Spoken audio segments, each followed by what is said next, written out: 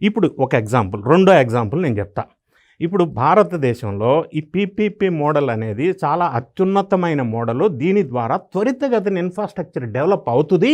కోర్టులు, బంగళాలు, court buildings కూడా ప్రభుత్వ ధనంతో కట్టాలంటే చాలా లేట్ అవుతుంది. దీన్ని కూడా పీపీపీ మోడల్లో కడితే తొందరగా డెవలప్ అవుతుంది న్యాయస్థానాలు అని హైకోర్టు వాళ్ళు వ్యాఖ్యానించారు.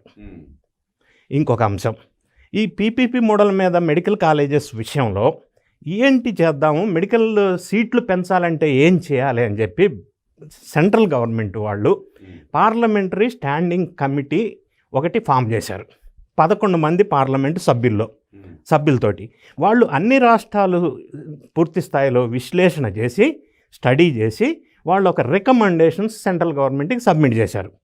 ఆ 11 మంది ఎంపీ బృందంలో వైఎస్ఆర్ కాంగ్రెస్ పార్టీకి చెందిన డాక్టర్ గురుమూర్తి తిరుపతి ఎంపీ ఉన్నాడు.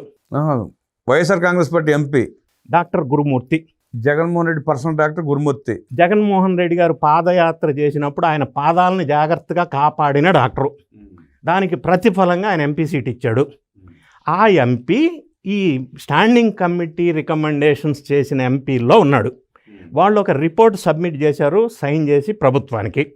అందులో గురుమూర్తి గారి సైన్ ఉంది. అంటే పీపీపీ విధానం కరెక్టేనని. అదే ఉండాలి, అది ఉంటే మెడికల్ కాలేజెస్ విపరీతంగా వృద్ధి చెందుతాయి, సీట్లు ఎక్కువ వస్తాయి, మెడికోస్కి డెవలప్మెంట్ అవుతుంది, రోగులకు ఉపయోగం జరుగుతుంది అని పెద్ద ఎత్తున ఒక గ్రాఫిక్ ప్రజెంటేషన్ ఇచ్చారు.